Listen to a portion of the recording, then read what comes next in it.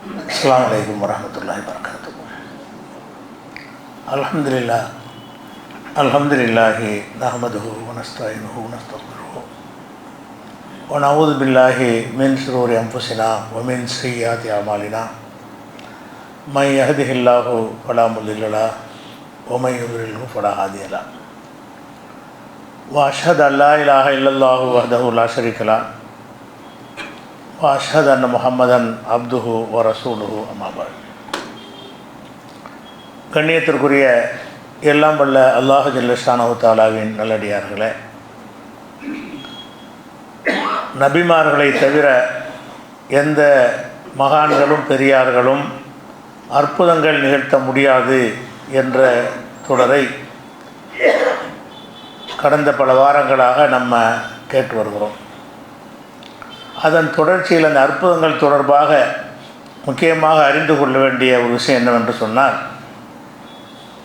அவுலியாக்கள் என்று மக்கள் நம்பக்கூடியவர்கள் அவங்களுடைய அடக்க ஸ்தலங்களுக்கு சென்றால் எங்களுக்கு சில காரியங்கள் நிறைவேறுகின்றன, தர்காக்களில் அற்புதங்கள் நிகழ்கின்றன என்று ஒரு நம்பிக்கையில் தான் இந்த அவுலியாக்களுடைய அற்புதங்களை பற்றி மக்கள் புரிந்து வைத்திருக்கிறார்கள். ஒரு கோரிக்கைக்காக ஒரு தர்காவுக்கு செல்கிறார்கள், அதன்படி அந்த கோரிக்கை நிறைவேறுவதாக நம்புகிறார்கள், அதனால்தான் கொண்டு போய் காணிக்கையெல்லாம் கொட்டுகிறார்கள். அப்போ எங்களுக்கு அற்புதம் நடக்குதை நாங்கள் பார்க்குறோமே, நாங்கள் அனுபவிக்கிறோமே என்ற ஒரு வாதத்தை என்ன செய்கிறாங்க, சில பேர் வைக்கிறார்கள். இதனுடைய உண்மையை நம்ம வழங்கி கொள்ள வேண்டும். தர்காக்கள் அற்புதங்கள் நடக்குதா என்ற இது அடிப்படை வழங்கி கொண்டால்தான் நம்ம இந்த அக்கீதாவில் கொள்கையில் ஏமாறாமல் இருக்க முடியும். பொதுவாக நம்ம விளங்கி கொள்ள வேண்டும், அல்லாஹ் ரப்புல் ஆலமீன் எல்லா ஒரு காரியத்திற்கும் ஒரு காலக்கெடுவை நிர்ணயித்திருக்கிறான். எனக்கு செல்வம் தர வேண்டும் என்று அல்லாஹ் நினைத்தான் என்று சொன்னால் எந்த தேதியில் எந்த நேரத்தில் அதை தர வேண்டும் நினைக்கிறானோ அதை தந்துடுவான். ஒரு நோயை தர வேண்டும் என்று நினைத்தால் எந்த நாளில் எந்த நேரத்தில் எந்த நோய் வர வேண்டும் என்று அல்லாஹ் நாடுகிறானோ அந்த நாளில் அந்த நேரத்தில் அந்த நோய் வந்துவிடும். ஒரு நோய் தீர வேண்டும் என்று அல்லாஹ் நினைத்தால் எந்த நாளில் அந்த நோய் தீர வேண்டும் என்று நினைக்கிறானோ அந்த நேரத்தில் அது நடந்துவிடும். ஒருவனுக்கு குழந்தை தருவதாக இருந்தால் அதுவும் அல்லாஹ் ஏற்கனவே முடிவு செஞ்சது தான். எப்போ அவனுக்கு ஒருத்தனுக்கு குழந்தை கிடைக்கும் என்பதை அல்லாஹ் முடிவு செய்திருந்தால் அதன்படி காரியங்கள்லாம் நடக்கிறது. அப்போ அல்லாஹ்வுடைய நாட்டப்படி அந்த காரியங்கள் நடக்கும் பொழுது இவர்களாகத்தான் சம்பந்தமில்லாமல் தர்காவோடு சம்மந்தப்படுத்துகிறார்கள்.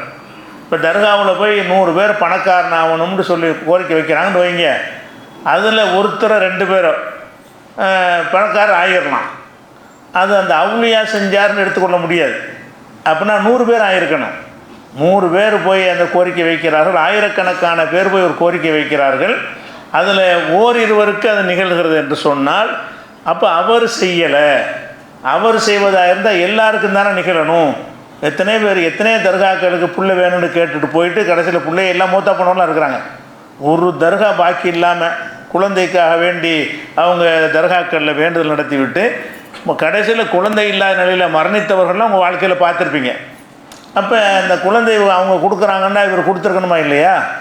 அப்போ அதில் என்ன அடிப்படை என்று கேட்டால், அந்த 100 பேர் போகிறாங்களா செல்வன் அல்ல 2 பேருக்கு நிர்ணயித்து வச்சுருப்பான்.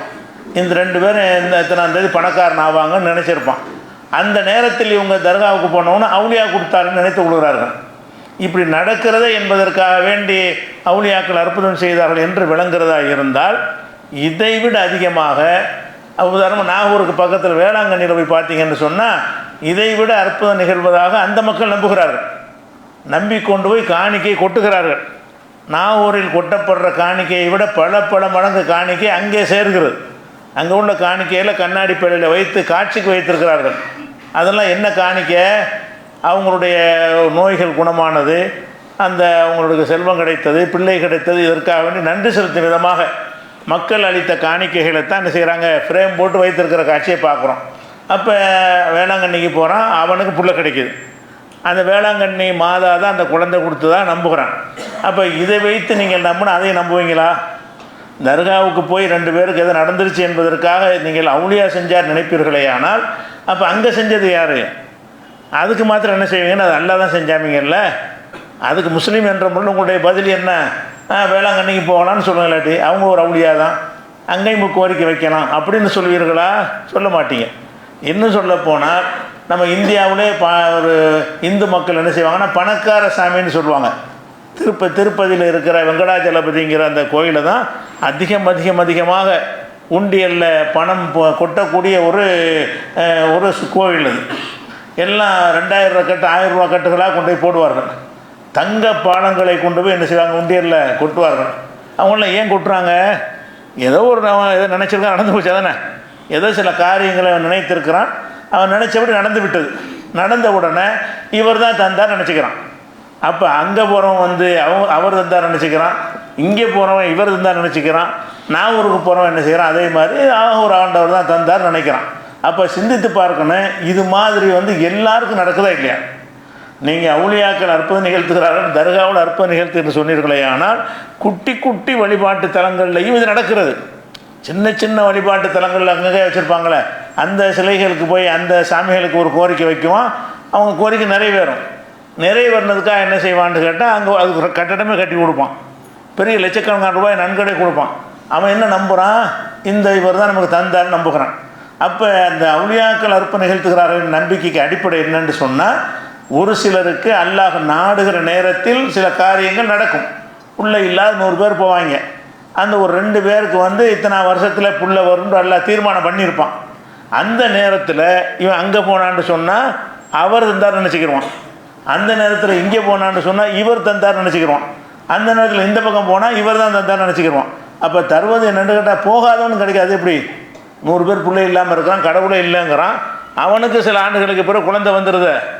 அப்போ இதில் சிந்தித்து பார்க்கணுன்னு கேட்டால் அல்லாஹ் எல்லாம் தீர்மானிச்சுட்டான்.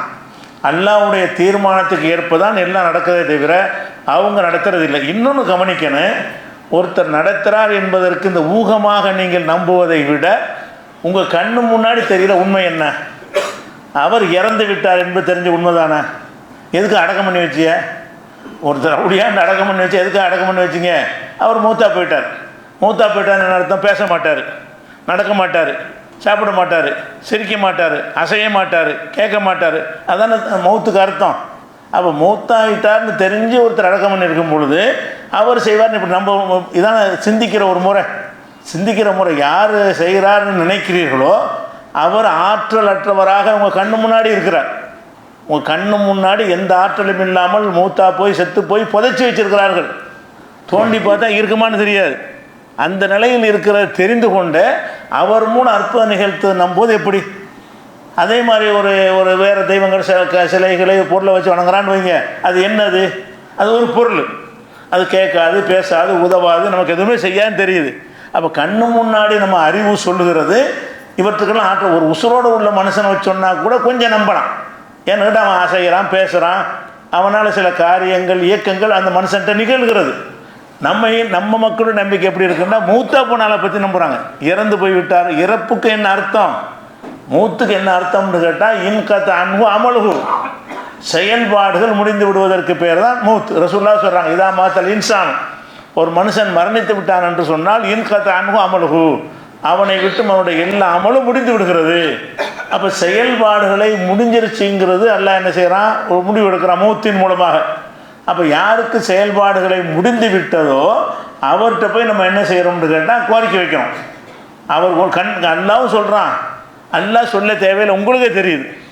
அவர் மௌத்தா வாட்டி அடக்கம் பண்ணீங்க, உசுரோடு இருக்கிற போய் அடக்கம் பண்ணுவீங்களா?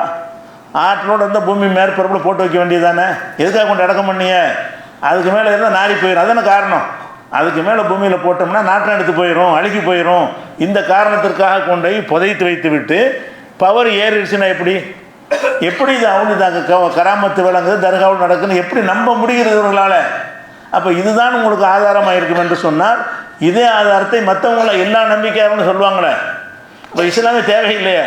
இஸ்லாத்தை தவிர வேறு நம்பிக்கை உள்ளவர்களும் அவங்கவுங்களுடைய தெய்வமாக கருதக்கூடியவர்கள் தான் இதையெல்லாம் செய்கிறார்கள் நம்புகிறாங்களா இல்லையா? அப்போ அதை ஏற்றுக்குறீங்களான்னு கேட்டால் அவங்களுக்கு பதில் என்ன? பதில் இருக்காது. என்ன செய்வாங்க? அது வேறு இது வேறு மழுப்புவாங்க. அடிப்படையான ஏற்கத்தக்க பதில் என்னன்னு கேட்டால், அல்லாஹ்வுடைய நாட்டம் அப்படி தான் குர்ஆனில் சொல்லி காட்டுறேன். அப்படி சொல்கிறாங்கன்னா, லிகுல்லி அஜலின் கிதாப், ஒவ்வொரு காரியம் நிகழ்வதற்கும் ஒரு பதிவேடு இருக்கிறது. 13வது சூறாவோட 38வது வசனத்தில் அல்லாஹ் சொல்கிறான், ஒன்றுக்கு இருக்கார் நேரம் டைம். நீங்கள் எல்லாம் உட்காந்துருக்குறீங்கன்னு கேட்டால் எத்தனை பேர் இப்போ உட்காந்துருக்கீங்கிறது அங்கே இப்போ ரெக்கார்டில் இருக்குது.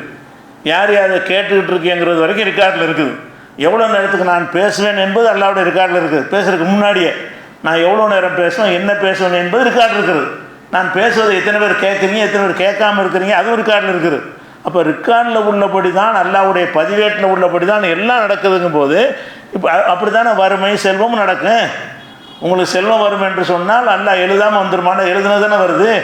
எழுதுனது வருமா இருந்தால் நீ அங்கே போய் கேட்குற, அல்லாட்ட கேளு எழுதுன வருமா இருந்தால். அதுதான் ஒரு விஷயம். அதே மாதிரி ஒரு குள்ளி உம்மத்தின் அஜலும், ஒவ்வொரு சமுதாயத்திற்கும் ஒரு தவணை காலக்கெடு இருக்கிறது. ஃபைதாஜா அஜலுகும், அவர்களுக்கான தவணை வரும் பொழுது லா எஸ்தகிருன சாத்தன் ஒலா எஸ்தகதிமூன், ஒரு வினாடி முந்த மாட்டார்கள் பிந்த மாட்டார்கள். ஒன்று டைம் போட்டு வச்சுருக்கிறேன்.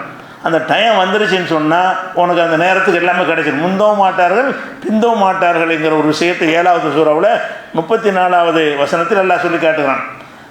இதே விஷயத்தை 10வது சூறாவில் 49வது வசனத்திலையும் சொல்லி காட்டுகிறான். அதே 16:61 சொல்லி காட்டுகிறான். அப்போ இதெல்லாம் என்னென்னு கேட்டால் நம்ம அடிப்படையாக நம்ப வேண்டிய விஷயம். ஈமான்லேயே அது வரும், சருத்தில் வருது. ஒருத்தன் ஈமான் கொள்வதாக இருந்தால், நம்புவதாக இருந்தால் 7 விஷயங்களை நம்பணும்னு இருக்க. அதில் ஒரு விஷயம் என்ன? ஆமன்து பில்லாஹி ஒ மலாய்கத்திஹி ஒ குத்துபிஹி ஒ ருசுலிஹி ஒல் யௌமில் ஆஹிரி ஒல் கத்ரி ஹைரிஹி ஒ ஷர்ரிஹி மினல்லாஹி தஆலா ஒல் பாதி பாதல் மௌத். இது பாலர் பாடத்திலே சொல்லி தர்றாங்க. ஹதீஸ்லையும் உள்ளது தான். இது என்ன சொல்லி தர்றான்? ஆமன்து பில்லாஹி, அல்லாஹ்வை நம்புனேன். ஓ மலாய்கத்திஹி, வானவர்கள் நம்புகிறேன். ஓ குத்துபிஹி, அவன் அவருடைய வேதங்களை நம்புகிறேன். ஓ ருசுலிஹி, அவனுடைய தூதர்களை நம்புகிறேன். ஒல் யௌமில் ஆஹிரி, இறுதி நாள் ஒன்று இருப்பது என்பதை நம்புகிறேன். உலக அழியிறனார். அது மாதிரி ஒல் கத்ரி ஹைரிஹி ஒ ஷர்ரிஹி மினல்லாஹி தஆலா, விதியை நம்புகிறேன். அதில் நல்லது கெட்டது எல்லாம் அல்லாஹ்வால் வருகிறது. அப்போ அல்லாஹ் அனைத்தையும் இந்த முன்கூட்டியே தீர்மானித்து விட்டான். இதை நம்பினா தான் முஸ்லீமாக இருக்க முடியும். ஒருத்தர் என்ன செய்யணும்? எது நடந்தாலும் அவன் ஏற்கனவே தீர்மானித்தது தான் நடக்கிறது என்று நம்பினா தான் முஸ்லீமாக இருக்க முடியும். இந்த 7ல் எதை நம்பாட்டாலும் முஸ்லீம் இல்லை. இந்த 6 விஷயம். 7வது விஷயம் ஒன் பாதி பாதல் மௌத், மரணத்திற்கு பிறகு எழுப்பப்படுவதை நம்பணும். இறுதி நாளே நம்பணும். அது ஒரு அழிஞ்சிடாது, திரும்ப ஒரு எழுப்பப்படுறதை நம்பணும். இப்படி ஒரு 7 விஷயத்தை ரசூலுல்லாஹ் சொல்லி இதை நம்ப வேண்டும் என்று சொன்னார்கள். இதை மக்தபு பாடத்திலே சொல்லிக் கொடுப்பார்கள்.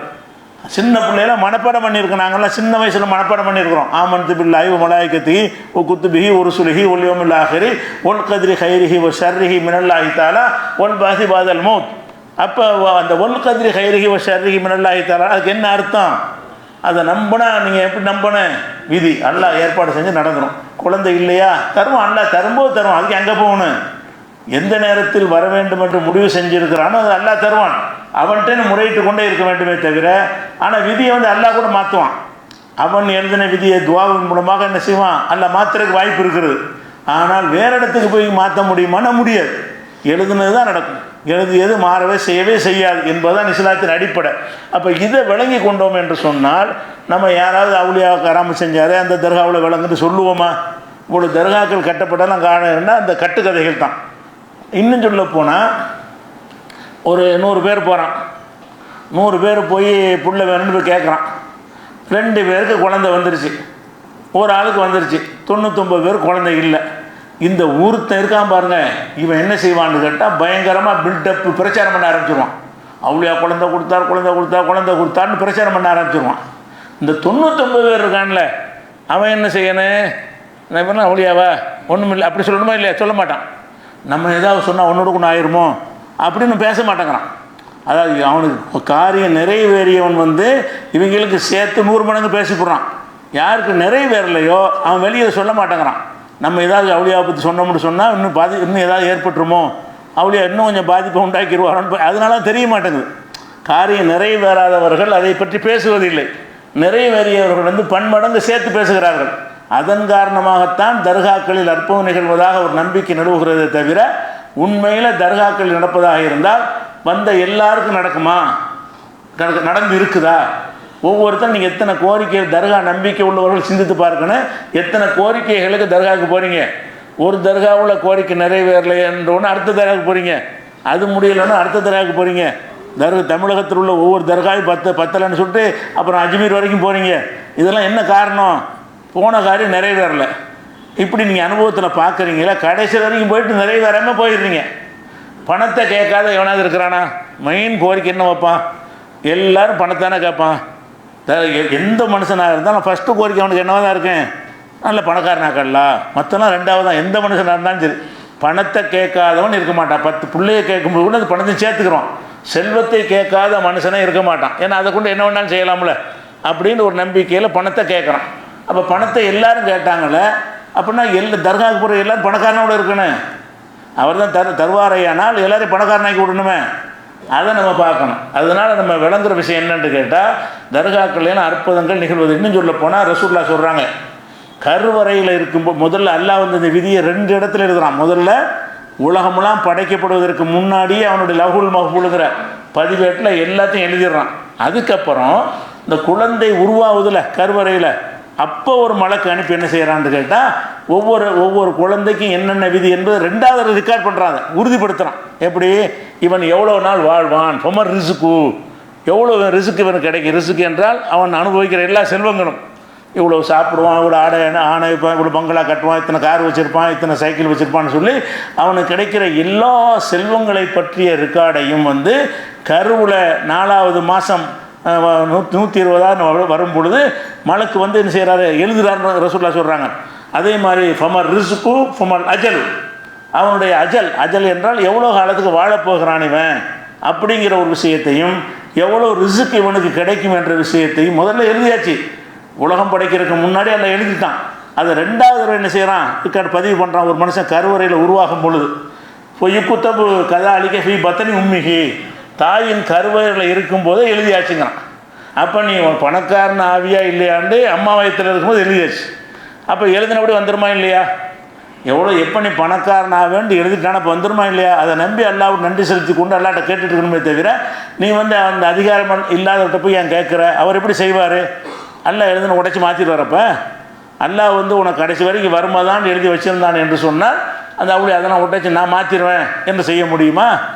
அல்லாஹ்வும் ரெக்கார்ட் பண்ணுறான், அல்லாஹ்வும் அதை பதிவு பண்ணுறேங்கிறான். மலக்குகள் மூலமாக ரெண்டு தடவை பதிவு பண்ணுறான். ரெக்கார்டு இந்த விதியை 2 தடவை எழுதுறான். முதல்ல ஒரு லஹுல் மஹ்ஃபூலில் படைக்க முன்னாடி எழுதிவிட்டான். படைப்பு துவங்கும் போது அவளுக்கு என்ன செய்யறான், அதை பிரித்து தனியாக ஒரு மனுஷனுக்கும் அல்ல அந்த விதியை அவனுக்கு எழுதி வைக்கிறான்னு இருக்குது.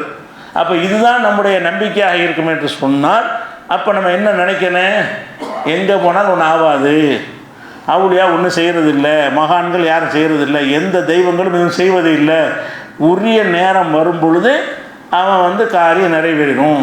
அப்படியே அது ஒரு பழமொழி சொல்லுவாங்க கிராமங்களில், விட்டவன் விலகும்போது தொட்டவன் கெட்டிக்க ஆரம்பாங்க. அது விட்டவன்னா இறைவன் தான் நோயை கொடுக்குறான். நோயை கொடுக்குறவன் விலகி கொண்டான் என்று சொன்னால், தொட்டவனா டாக்டர், அந்த நேரத்தில் கையை பிடிக்கிற டாக்டர் கட்டிக்காரனாயிருவான். உங்களுக்கு அல்லாஹ் வந்து ஜனவரி 26ஆம் தேதி நோய் குணமாகும்னு எழுதி வச்சுருக்கான். அன்னைக்கு பார்த்து டாக்டர்கிட்ட போகிறீங்க, அந்த டாக்டர் நல்லவர், டாக்டர் திறமைசாலி ஆகிடுவார். ஏன்னா அவர் தான் நீங்கள் போனீங்க. அதுக்கு முந்தைய 50 டாக்டரை பார்த்துருப்பீங்க, அதனால் சரியில்லை அப்படி ஏன்னு கேட்டால் டைம் வரல. உங்களுக்கு டைம் வரும்போது அந்த காரியம் நடக்குது. நீ எந்த டாக்டர்கிட்ட போகும்பொழுது அந்த காரியம் நிறைவேறுகிறதோ அவன் கெட்டிக்காரன் ஆயிடுறான்னு சொல்லி கிராமத்து பழமொழி இருக்குது. விட்டவன் விலகும்போது தொட்டவன் கெட்டிக்காரன்னு சொல்லி. அதனால் அந்த பழமொழி மார்க்கத்துக்கு உகந்த பழமொழியாக பழமொழி தான் இருந்தாலும் இஸ்லாமிய நம்பிக்கைக்கு உகந்த நம்பிக்கையாக இருக்குது. அதனால் அல்லாஹ் ஒருவன் அனைத்தையும் தீர்மானித்து வைத்திருக்கிறான் என்ற அந்த விதியை நம்புறது இஸ்லாத்தின் கடமை. அதை நம்புகிற யாராக இருந்தாலும் விதியின்படி தான் நமக்கு தந்து கொண்டிருக்கிறானே தவிர, எந்த மனிதரும் விதியை உடைத்து கொண்டு நமக்கு தர முடியாது. உசுரோடு இருந்தாலும் தர முடியாது, செத்தாலும் தர முடியாது, யாராலும் தர முடியாது என்று நம்புறதுக்கு பேர் தான் நம்ம இஸ்லாமிய அடிப்படை நம்பிக்கை. இதை ரசூலுல்லாஹ் புகாரில் 6595 ஹதீஸில் இதை சொல்கிறாங்க. இதில் அந்த உள்ள கருவறையில் இருக்கும்போது எழுதுகிற விஷயத்தை. அதே மாதிரி ரசூலுல்லாஹ்வுடைய ஒரு பேரப்புள்ள, அவர் மரண வேலையை நெருங்கிட்டார். ஜைனபுடைய மூத்த மகளுடைய புள்ள, அவர் மரண வேலை ஒரு குழந்தை வந்து நெருங்கிருச்சு. அவங்க என்ன செய்கிறாங்க, மகள் வந்து ரசூலுல்லாஹ் கூப்பிட விடுறாங்க, நீங்கள் வாங்க, என் பிள்ளைக்கு உடம்பு ரொம்ப சீரியஸாக இருக்குது அப்படின்னு சொன்ன உடனே ரசூலுல்லாஹ் என்ன செய்கிறாங்கன்னா போகிறாங்க, மகள் பேர பிள்ளையை பார்க்குறதுக்காக போகிறாங்க. போனால் மடியில் வைத்து கொண்டு தான் மேல் மூச்சு கீழ் மூச்சு வாங்குது. மரணம் நெருங்கிட்டால் ஒரு மூச்செல்லாம் இழுக்கும்ல, அந்த நிலை அந்த குழந்தை படுற அவஸ்தையெல்லாம் பார்க்குறாங்க. பார்த்துட்டு அந்த குழந்தையும் வந்து அவங்க மடியில் மூத்தா போயிடுது. அப்போ ரசூலுல்லாஹ் சொல்கிறாங்க, லில்லாஹி மா அகத, எடுத்துக்கொண்டது அல்லாஹ்வுக்கு உரியது. அவன் எடுக்கணும் டைம் வந்துருச்சு, எடுத்துட்டான். இப்போ ரசூல்லா போய் வந்து அந்த குழந்தையை காப்பாற்ற முடியல. தன் பேரப்பிள்ளையை ஒரு காப்பாற்றுறதா இருந்தால் தன் பேரப்பிள்ளையை தானே காப்பாற்றுவாங்க. அவுளியாக்கள்லாம் உங்களுக்கு காப்பாற்றுவாங்க எல்லாம் செய்வாங்கன்னு நினைக்கிறீங்களே. அல்லாஹ்வுடைய ரசூல் வந்து நேரடியாக மடியில் கிடைச்சிருக்கிறாங்க பிள்ளைய, நேரம் வந்துருச்சு போய் தான் அவனை ரசூல்லாவாலையும் ஒன்றும் செய்ய முடியல. அப்போ அவங்க என்ன சொல்கிறாங்கன்னா, லில்லாஹி மா அகத, எடுத்துக்கொண்டது அல்லாஹ்வுக்கு சொந்தம். ஓ லில்லாஹி மா அத்தா, எதை அவன் கொடுத்துருக்கிறானோ அதுவும் அவனுக்கு தான் சொந்தம். நம்மள்ட்ட இருக்குது அது கூட அவனுக்கு தான் சொந்தம். நம்மளை விட்டு போயிட்டதும் அல்லாஹ்வுக்கு சொந்தம், போகாமல் மிச்சமாக இருக்குது அதுவும் நமக்கு சொந்தமா, அதுவும் அல்லாஹ்வுக்குரியதாங்கிறாங்க. அப்போ இன்னல் இல்லாஹி மா அகத, எடுத்துக்கொண்டதும் அல்லாஹ்வுக்கு சொந்தமானது. ஒலில்லாஹி மா அத்தா, அவன் எதை கொடுத்துருக்கிறானோ அதுவும் அல்லாஹ்வுக்கு தான் சொந்தமானதுன்னு சொல்லிவிட்டு, குல்லும்பி அஜலின், எல்லாமே ஒரு அஜல், ஒரு டைமுக்கு நடக்குங்கிறாங்க. தன் பேரப்புள்ள மௌத்தா போனது வந்து விதி தான், அது அல்லாஹ் எழுதிட்டான், அதை என்னாலையும் மாற்ற முடியாது, யாராலையும் மாற்ற முடியாது என்றதை போதிக்கிற விதமாக சொல்கிறார்கள். குல்லும்பி அஜல், எல்லாமே ஒரு அஜல். அஜல் என்றால் நிர்ணயித்த நேரம், எல்லாமே ஒரு நிர்ணயித்த நேரப்படி தான் நடந்து கொண்டிருக்கிறது என்று சொல்லிவிட்டு, பொல் தஸ்பீர் பொல் தஹ்தசீப், என் மகள் ஜெயினப் வந்து பொறுமையாக இருந்துக்க, சபுர் தான் செய்யணும், நீங்கள் செய்கிற வேலை என்ன, நீ சபுர் தான் செய்யணும், இதுக்கு மறுமையில் நன்மை எதிர்பார்க்கணும் என்று மகளுக்கும் அறிவுரை சொல்கிறாங்க. அப்போ நம்ம என்ன கவனிக்க வேண்டியிருக்கு என்று கேட்டால், தன்னுடைய பேரப்புள்ளை தன் மடியில் கிடந்து மரண வேதனையோடு துடித்து சாவுறதை பார்த்துவிட்டு கூட ரசூலுல்லாவுக்கு என்ன சொல்ல முடிஞ்சு, அதை விதி நம்பிக்கை நமக்கு போதித்த அந்த கொள்கை என்ன, எனக்கு முடியாது. அவன் எழுதிட்டான், இந்த பிள்ளை மூத்தா போகணும்னு எழுதிட்டான். அப்போ அந்த மாதிரி இருக்கும்போது நம்ம என்ன செய்கிறோம், அவுளியாக்கள் வந்து செய்கிறோன்னா எப்படி இது நம்ம இஸ்லாமியர்கள் ஏற்றுக்குறாங்கன்னு தெரியலையா. அல்லாஹ்வுடைய ரசூலை விட இந்த அவுளியாக்கள்லாம் பெரிய ஆளுக்களா, நீங்கள் நினைக்கக்கூடியலாம் பெரிய ஆளுக்களா? அவங்க ஹயாத்தோடு இருக்கும்போதே முடியலை, இவங்க மௌத்தா போனோடனே காரியம் வழங்குது, காரணம் வழங்குது. நீங்கள் அவங்க ஹயாத்தோடு இருந்த காலத்திலே முடியவில்லை. அவங்களுடைய இது புகாரில் 6602வது ஹதீஸில் இருக்கிறது. அதே மாதிரி அவங்களுக்கு ஒரு ஆம்பளை பிள்ளை எல்லாம் கொடுத்தான். ஆம்பளை பிள்ளைங்கிறது எல்லாரும் அந்த சொத்து பத்து அதிகாரம் உள்ளவங்க விரும்பக்கூடிய ஒரு விஷயம். அப்போ அல்லாஹ்வுடைய ரசூலுக்கு ஒரு ஆம்பளை பிள்ளை இருந்தால் இவனை நல்லா இருக்கும், அடுத்த நிலைக்கு அவர் வந்துடுவார் அப்படின்னா எல்லாரும் ஆசைப்படுவாங்கல்ல.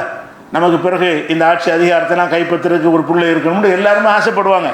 அப்படியான ஒரு ஆசை அல்லாஹ்வுடைய ரசூலுக்கு தனக்கு ஒரு ஆம்பளை பிள்ளைன்னு ஆசைப்பட்டாங்கல்ல. அல்லாஹ் கொடுத்தான், நுபுவத்துக்கு முன்னாடி கொடுத்தான், சின்ன பிள்ளைகள் எடுத்துக்கலாம், அது ஒரு விஷயம். நபியாகிறதுக்கு முன்னாடி அல்லாஹ் என்ன செஞ்சால் அவங்களுக்கு ஆம்பளை பிள்ளைகளை கொடுத்துருந்தான். அந்த பிள்ளைகள்லாம் சின்ன வயசுலேயே மூத்தா விட்டது. அதுக்கு பிறகு வரிசையாக 4 பொம்பளை பிள்ளை தான், ஜெய்னபு, ருக்கையா, உம்மு குல்தும், ஃபாத்திமான்னு சொல்லி 4 பொம்பளை பிள்ளைகளை கொடுத்தான். கடைசியாக இப்ராஹிம்னு ஒரு ஆம்பளை பிள்ளையை கொடுக்குறான்.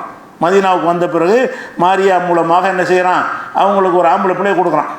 அந்த பிள்ளை இன்னும் ரசூலுல்லாஹ் ரொம்ப பிரியமாக பாசமாக இருப்பார்கள். அப்போ அந்த பிள்ளை வந்து ரசூலுல்லாஹ்ட்ட மடியில் இருக்கும் பொழுது அதே மாதிரி மூத்தா போகுது. ஒரு ஆம்பளை பிள்ளை கிடைச்சோன்னு எவ்வளோ மகிழ்ச்சியாக இருந்திருப்பாங்க. அந்த மகிழ்ச்சி நிலைக்கலை. அவங்க மடியில் இருந்து கொண்டே என்ன செய்கிறது, மூத்தா போகுது. கண்ணிலேருந்து கண்ணீர் கொட்டுகிறது ரசூலுல்லாஹ்வுக்கு. அல்லைனு ததுமவு ஒரு கல்பு யஹ்சனும், வந்து உள்ளம் வந்து வேதனையால் விம்முகிறது, கண்கள் வந்து கண்ணீரை வடிக்கிறது.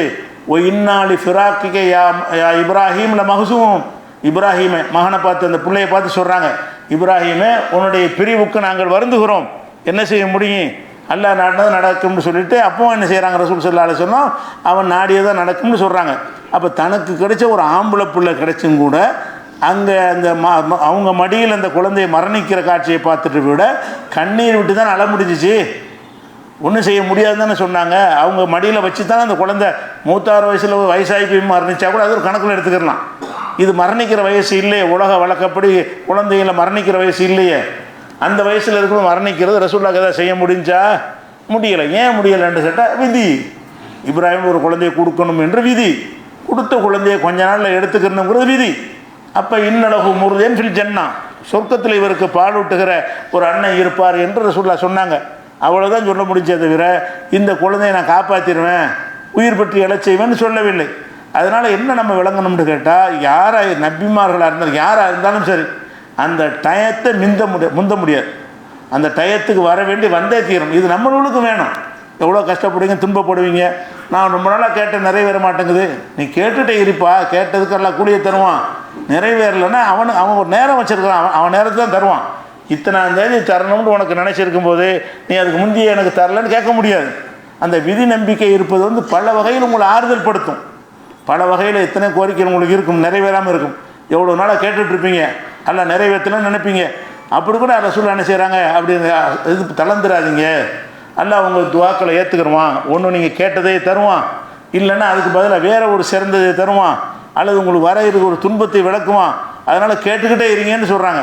அப்போ நம்ம என்ன செய்யணும்னு கேட்டால், நம்ம எத்தனை கோரிக்கை நிறைவேறவில்லை என்று சொன்னால் நம்ம என்ன நினைக்கணும், அல்லாஹ் இதுக்கு பதிலாக வேறு ஒரு நன்மையை தருவான்னு நினைக்கணும். அல்லது இதையே அதுக்குரிய நேரம் வரும்போது தருவான். நீங்கள் கேட்குற நேரத்தை அவன் அடிமையாக நமக்கு, நீங்கள் எப்போ கட்டில் அப்போ தருவதுக்கு அவன் அடிமையாக இருந்தால் தான் அப்படி நினைக்க. அவன் தான் எஜமான், அவன் விரும்புகிறதை செய்யக்கூடியவன். ஆவலிமா யுரீத், எதை நினைக்கிறானோ அதை செய்வான். அப்போ நினைக்கிறது செய்யக்கூடிய இறைவனாக இருக்கிற காரணத்தினால நம்ம கோரிக்கை வைத்து கொண்டே இருக்க வேண்டும். இதெல்லாம் விதியை நம்புறதுனால தான் வரும். அல்லாஹ் ஒரு விதியை நமக்கு எழுதியிருப்பான், கண்டிப்பாக நமக்கு தரணும்னு விதி எழுதியிருந்தானே. ஆனால் நம்ம துவா செய்து கொண்டு வந்தோமே ஆனால் அந்த நேரம் வரும்போது அல்லாஹ் தந்துடுவான். இந்த ஒரு பேசிக்கான நம்பிக்கைக்கு மாற்றமாகத்தான் தர்காவில் அற்புதம் நடக்குதுலாம் சொல்லி கொண்டிருக்கிற காட்சியை பார்க்கணும். அதே மாதிரி இன்னொரு சம்பவத்தை பாருங்கள். அதாவது ஒரு ஆன்மீக உலகில் மூசா நபியையும் தாவூது நபியும் எல்லாம் சந்திக்க வைக்கிறான். மூசா நபி ஆலமுல் அருவாகலை அது சந்திக்க வைக்கிறான். அப்போ இது ரசூல்லா நமக்கு தெரியாது, ரசூல்லா சொல்கிறதுனால நமக்கு தெரியுது. அந்த சந்திக்க வைக்கும் பொழுது அவர் என்ன கேட்குறாருன்னா, மூசா ஆதமிட்ட சண்டைக்கு போகிறார். நீ செஞ்ச ஒரு தப்புனால தானே நம்மளாம் பூமிக்கு வந்துவிட்டோம், நீ மாத்திரம் அந்த மரத்தை சாப்பிடாமல் இருந்தேன்னு சொன்னால் நம்ம சொர்க்கத்தில் இருந்திருப்போமேன்னு கேட்குறாரு இவர். மூசா நபி என்ன செய்கிறாரு, ஆதம் அலைஹிஸ்ஸலாம் வாப்பாட்ட சண்டைக்கு போகிறார். நீ செஞ்ச ஒரு தவறுக்காகத்தான் நாங்கள் இறக்கப்பட்டோம் அப்படின்னு கீழே இறங்கிட்டோம் அப்படின்னு சொல்கிறார். அப்போ என்ன செய்கிறாங்கன்னா, மூசா ஆதம் அலைஹிஸ்ஸலாம் என்ன செய்வார்னா, தான்பா உனக்கு அல்லாஹ் தௌராத்துங்கிற வேதத்தை தந்திருக்கிறானா? ஆமாம் தந்திருக்கிறான். அந்த வேதத்தில் என்னையெல்லாம் படைக்கிறதுக்கு முந்தைய அந்த வேதத்தை எல்லாம் எழுதிட்டானா? ஆமாம். அந்த வேதத்திலேயே நான் தப்பு செய்வேன்னு எழுதியிருக்குதான்னு கேட்குறாரு. இது ஆதம் என்ன செய்வார், மரத்தை சாப்பிடுவார்னு இருக்குது. அப்போ என்னை படைக்கிறதுக்கு முன்னாடி எழுதி ஒன்று தந்துட்டான், அதுதான் நடந்திருக்கேன், என்னை குற்றம் சொல்கிறேன், நானாக செஞ்சேங்கிறார் அவர். நான் மீறி விட்டேன்னா மீறுவேன்னு எழுதி ஒன்று தந்துருக்குறான், நீ வச்சுக்கிற வேதத்தில் இருக்கிற உன்னுடைய தௌராத்திலேயே. தௌராத்து உனக்கு தந்தது லேட்டாக இருக்கலாம், தௌராத் எழுதுனது உலகம் படைக்கிறதுக்கு முன்னாடி. இந்த உலகமெல்லாம் படைக்கிறதுக்கு முன்னாடி எழுதப்பட்ட ஒரு தௌராத்தை உன்னிடத்தை தருகிறான். அந்த தௌராத்தில் ஆதம் இந்த மாதிரி தவறு செய்வார்னு எழுதியிருக்கு. அவன் எழுதி வச்சதை எப்படி மீற முடியும்? அதான் நடந்தாகும். அதை மிகைத்து கொண்டு நான் வேறு மாதிரி செய்ய இயலுமா எனக்கு? அப்போ இதை போய் என்னை நீங்கள் குறை சொல்கிற, அல்லாஹ் எழுதி வைத்த ஒரு விஷயத்திற்கு என்னை எப்படி குற்றம் சாட்டுற அப்படின்னு கேட்பார். இதை சொல்லி ரசூல்லா சொல்கிறாங்க, ஹஜ்ஜ ஆதம் மூசாவை ஜெயித்து விட்டார். இந்த பாயிண்ட் மடக்கிட்டாராம். ஆதம் நெஞ்சார் சரியான கேள்வியை கேட்டு மூசாவை மடக்கி விட்டார் ரசூல்லா சிலாகித்து சொல்கிறாங்க. அப்போ இதுதான் நம்பிக்கை என்ன, விதியை நம்புறது தான் அடிப்படை, இஸ்லாத்தினுடைய அடிப்படை கொள்கை. எது நடந்தாலும் சரி அவன் நாடுன்னு நடக்கும், அவன் எழுதுன்னு நடக்கும். இப்படி நினைச்சோம் என்று சொன்னால் அவுலியாக்களை அற்புதம் தர்கா அற்புதம்லாம் எவனுமே பேச மாட்டான். அது ஒரு விஷயத்தை வழங்கி கொள்ள வேண்டும். அதே மாதிரி கத்தபல்லாஹு இது முஸ்லீமில் வரக்கூடிய ஹதீஸ், கத்தபல்லாஹு மக்காதிரல் ஹலாய்க்கு, அனைத்து படைப்பினங்களுடைய விதியையும் அல்லாஹ் எழுதிவிட்டான். கபுல் அங்கே குழுக்க சமாவாத்தி உள்ளார், வானங்களையும் பூமியையும் படைப்பதற்கு ஹம்சீன் அல்பிசனா 50,000 ஆண்டுகளுக்கு முன்னாடி. இந்த வானம் பூமியெல்லாம் படைக்கிறதுல இதுக்கு ஒரு 50,000 வருஷத்துக்கு முன்னாடியே அல்லாஹ் அனைத்து படைப்புகளுக்கான விதியை எழுதி வைத்து விட்டான். அப்படி எழுதப்பட்ட ஒரு விஷயமாக இருக்கக்கூடிய நேரத்தில் அதுக்குரிய நேரத்தில் நடந்து கொண்டே இருக்கும். அவன் என்னென்ன எப்போ நடக்கும்னு எழுதியிருக்கிறானோ, நோயாக இருக்கட்டும், செல்வமாக இருக்கட்டும், வறுமையாக இருக்கட்டும், பதவியாக இருக்கட்டும், அந்தஸ்தாக இருக்கட்டும், கவலையாக இருக்கட்டும், என்னவாக இருக்கட்டும், அவன் எழுதுகிற நேரத்தில் நடந்து கொண்டே இருக்கும். இதுதான் இஸ்லாமிய அடிப்படை.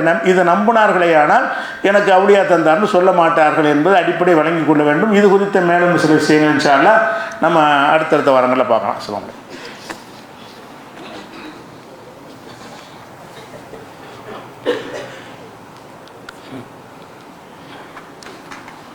அன்பிற்குரிய சகோதர சகோதரிகளே, இப்போ கொஞ்சம் 2 வாரமாக உலகமெல்லாம் ஒரு பரபரப்பான ஒரு செய்தி என்னவென்று சொன்னால், அமெரிக்காவுடைய கலிஃபோர்னியா மாகாணத்தில் உள்ள பல பகுதிகள் பற்றி எரிந்து கொண்டிருக்கக்கூடிய ஒரு சம்பவம். தீப்பற்றி என்ன செய்கிறது, எரிந்து கொண்டிருக்கிற ஒரு காட்சி. இப்போ தீ பிடிக்குதுன்னு சொன்னால் ஒரு அரை மணி நேரம் தீ பிடிக்கும், அணைச்சிட்டு போயிடுவாங்க. அதை நம்ம பார்த்துக்கிறோம். உடனே தீ பிடிக்கும்னு தகவல் கொடுப்போம், தீ அணைப்பவர்கள் வருவாங்க, ஒரு அரை மணி நேரம் 1 மணி நேரம் போராடி என்ன செய்வாங்க, தீ அணைச்சிட்டு போயிடுவாங்க. அந்த ஒரு பில்டிங்கு 2 பில்டிங்கு எரிஞ்சு நீங்கள் பார்த்துருப்பீங்க. இந்த தீ என்ன பண்ணுதுன்னு கேட்டால், அந்த லாஸ் ஏஞ்சலஸ்ங்கிற நகரத்தையே டோட்டலாக அழிச்சிருச்சு. தீப்பிடிச்சி காட்டு தீ வந்து அங்கே உள்ள மரஞ்செடி கொடிகளை எரித்தா அது ஒரு நியாயம் இருக்குது, அது நம்ம லாஜிக்கு பொருந்துகிறது. அது எரியலை. எது எரிகிறது? எது எரியாதுன்னு நினைக்கிறோமோ கட்டடங்கள்லாம் எரியுது.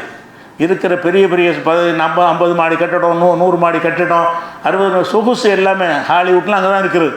உலகத்துக்கு சினிமா எடுக்கக்கூடிய பகுதி பூரா அது பூரா டோட்டலாக பெரிய பெரிய அமெரிக்காவில் உள்ள பெரிய பெரிய பணக்காரங்கள்லாம் வசிக்கக்கூடிய பில்டிங்கெல்லாம் அங்கே தான் இருக்குது. அவ்வளோ எரிஞ்சு போய் எந்த மாதிரி ஆகிவிட்டது என்று சொன்னால், உலகத்திலே நரகத்தை காட்டுவேன் ஒரு வாரத்துக்கு முன்னாடி தான் அந்த ட்ரம்ப் சொல்லியிருந்தான். ஒரு வாரத்துக்கு முன்னாடி காசாவில் நான் நரகத்தை காட்டுவேன், நீங்கள் போர் நிறுத்தம் இப்போ செய்யலைன்னு சொன்னால், கைதிகளை விடுதலை செய்யலைன்னு சொன்னால் காசாவில் நரகத்தை காட்டுவேன்னு சொன்னான். நரகத்தை அல்ல அங்கே காட்டினான். எங்கே காட்டினா சொல்லி ஒரு வாரத்தில் அமெரிக்காவில் நரகத்தை காட்டுறான். நரகம்னு அவங்களே சொல்கிறாங்க, அமெரிக்காவில் நரகத்தை பார்க்குறோம் அப்படிங்கிற அளவுக்கு. இன்னும் சொல்ல போனால் காசாவில் இத்தனை லட்சம் குண்டுகளை போட்டு என்ன மாதிரி ஏற்படுத்தினார்களோ அதை விட மோசமாக செதஞ்சிருக்க காட்சியை பாருங்கள். இவன் வந்து இவ்வளோ குண்டுகளை போட்டு செஞ்சான்ல, அந்த நம்பர் மனித எண்ணிக்கையில் தான் கம்மி. அந்த பொருள் சேதம் அந்த ஏரியா நீங்கள் பார்த்தீங்கன்னு சொன்னால் காசா படத்தையும் பாருங்கள், இந்த லாஸ் ஏஞ்சலஸையும் பாருங்கள், அதை விட மோசமாக பாதிக்கப்பட்டிருக்கும். அதை விட மோசமாக முற்றாக அழிஞ்சு செதஞ்சு போயிருக்கிற ஒரு காட்சியை பார்க்குறோம். அப்போ இதில் நமக்கு அடுத்து முடிஞ்சிருச்சுன்னு நினச்சாங்க. தீ தானே காட்டுது முடிஞ்சு போச்சு அப்படின்னு நினச்சிக்கிட்டு இருந்தாங்க. நேற்று மர பூச ஆரம்பிக்குது.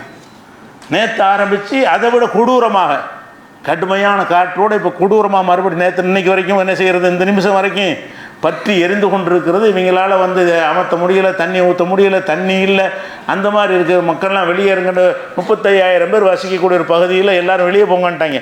எல்லாம் இங்கே இருக்காதீங்க அப்படின்னு வெளியேற்றுற அளவுக்கு. அப்போ மறுபடியும் ஆரம்பித்திருக்குது.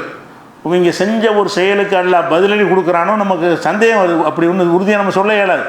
ஆனால் பார்த்தா என்ன செய்கிறது, இது என்ன உலகத்தில் இப்போலாம் பார்க்கல, கட்டடங்கள் எல்லாமே எரிஞ்சிட்டு போவோம். எரியக்கூடிய பொருள் தான் எரியும். இந்த சிமெண்ட் இதெல்லாம் எரியாது. எரியக்கூடிய பொருள் எரிஞ்சால் நம்ம என்ன விளங்கிக்கிறோம், அது இயற்கையாக நடக்குதுன்னு விளங்கிக்கிறோம். காடு எரிஞ்சால் இயற்கை, வயல் பரப்புகள் எரிஞ்சால் இயற்கைன்னு சொல்லிடலாம். பெரிய பெரிய பில்டிங் இந்த மாதிரி கட்டடங்களாக கட்டி வச்சுக்கிறான், அது இடிஞ்சு சாம்பலாக போய் பொழுது கொட்டுதுன்னு சொன்னால், அது தீப்பத்தி எரியுது என்று சொன்னால் அது ஒரு கூடுதலான ஒரு பவர் அங்கே இருந்து வேலை செய்யுதுன்னு அர்த்தம். இது வந்து இயல்பாக நெருப்பு செய்கிற வேலை இது செய்யலை, நெருப்பு செய்ய முடியாத வேலையை அதை செஞ்சுருக்கு என்று சொன்னால் இது அல்லாஹ்வால் அனுப்பப்பட்ட நெருப்பாக இருக்குமோ என்ற ஒரு சந்தேகம் நமக்கெல்லாம் வருகிறது. ஆனால் அடித்து நம்ம சொல்ல இயலாது. அப்போ என்னன்னா, இப்போ எவ்வளோ தான் வல்லரசுன்னு ஆட்டம் போட்டாலும் சரி, அதையெல்லாம் மிஞ்சக்கூடிய ஒருத்தன் இருந்துக்கிட்டு இருக்கிறான். எங்களை எவன் கேட்க முடியும், எங்களை எவன் தட்டி கேட்க முடியும் என்று ஆட்டம் போட்ட யாராக இருந்தாலும் அல்லாஹ் நினைத்தால் அவன் அழிப்பதற்கு ஒரு காற்று போதும், ஒரு நெருப்பு போதும், ஒரு தண்ணீர் போதும். தண்ணீரை கொஞ்சம் கூட விட்டால் கதை முடிஞ்சிருச்சு. என்ன நீ வல்லரசு, வெள்ளத்தை புளோரிடாவில் வந்து வெள்ளம் போட்டு இதே மாதிரி சேதம், இதே மாதிரியான சேதம் வந்து புளோரிடாவில் 1 வருஷத்துக்கு முன்னாடி வந்துச்சு, இதே அமெரிக்காவில். அப்போ அதே மாதிரி தண்ணீரை அனுப்பி எல்லாம் வந்து அழிவை கொடுத்தான், பாடம் படிக்கலை. நெருப்பு அனுப்பி எல்லாம் தண்டனையை கொடுக்குறான், இன்னும் பாடம் படிக்கலை. 2வது நெருப்பு அனுப்பியிருக்கிறான். இப்போ அப்போ அநியாயம் போட்டோம் என்று சொன்னால் கேட்க நாதி இல்லை என்று நினைக்கிறார்கள்ல, அதற்கெல்லாம் மரணடி கொடுக்கும் விதமாக ஒரு அதிசயம் தான் நிகழ்ந்து கொண்டிருக்கிறது. பகுத்தறிவு பேசுகிறவர்கள்லாம் என்ன செய்கிறாங்கன்னு கேட்டால் இது நம்ப முடியலை. எந்தளவுக்கு பேசுகிறாங்கன்னு கேட்டால், ஒரு மரத்தில் தீ பிடிச்சி எரியுது. மரத்தில் தீ எப்படி எரியுதுன்னு அந்த வீடியோ எடுத்து போடுறாங்க. மரத்துடைய மேல் பகுதியில் தீ இல்லை, அடிப்பகுதியில் தீ இல்லை, நடுவில் பிடிச்சி எரியுது. மரத்தில் இந்த இதே டிஃப்ரெண்ட்டாக இருக்குது. ஏதோ ஒரு தெய்வ செயல்னு அவங்க சொல்லுவாங்கள்ல, அவங்க நம்பிக்கையில் இது ஒரு தெய்வ செயல் மாதிரி தான் இருக்கிறது. மரத்தில் தீப்பிடி இங்கேருந்து எரிஞ்சிக்கிட்டு ஒரு இப்படி தான் எரிஞ்சிட்டு வரும். அது எரிகிறது, கீழே உள்ள மரம் அப்படி நல்லா இருக்குது, மேலே உள்ளது நல்லா இருக்குது, நடுவில் மாத்திரம் தீப்பிடிச்சி எரிஞ்சிக்கிட்டு இருக்கிற ஒரு வீடியோ எடுத்து போடுறாங்க. அப்படின்னா இது நமக்கு கற்பனை செய்ய முடியாத ஒரு அதிசயத்தின் மூலமாக இந்த இழப்புகள் ஏற்படுத்தப்படுகிறது என்று பகுத்தறிவு பேசுகிறவர்களே வீடியோவில் விமர்சிக்கிற அளவுக்கு ஒரு அதிசயம் நிகழ்ந்து கொண்டிருக்கிறது. இதுக்கு பிறகாவது அவங்க பாடம் கற்க வேண்டும், உலகமும் பாடம் கற்க வேண்டும். நம்மகிட்ட ஆட்சி இருக்குது, அதிகாரம் இருக்குது, பவர் இருக்குது, நம்ம அதிகமாக இருக்கோம், எண்ணிக்கையில் கூட இருக்கும், ஆட்டம் போட்டார்களேனா அல்லாஹ் அழிப்பதற்கு படையல் அனுப்ப தேவையில்லை. ஒரு காற்று, ஒரு மழை, ஒரு புயல், ஒரு தண்ணி போதும், அல்லாஹ் நினைஞ்சிருவான், அழித்து நாசமாக்கி விடுவான் என்பதை ஒரு பாடமாக எடுத்துக்கொள்ள வேண்டும் என்று கூறி முடித்துக் கொள்கிறேன். அஸ்ஸலாமு அலைக்கும்.